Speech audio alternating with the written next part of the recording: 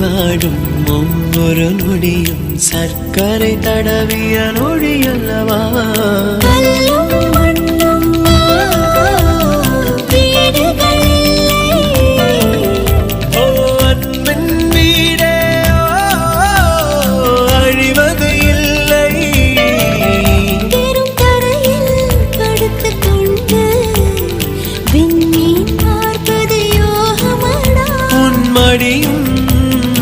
இருந்தால் வாழ்க்கையில் எதுவும் தேவை இல்லையடி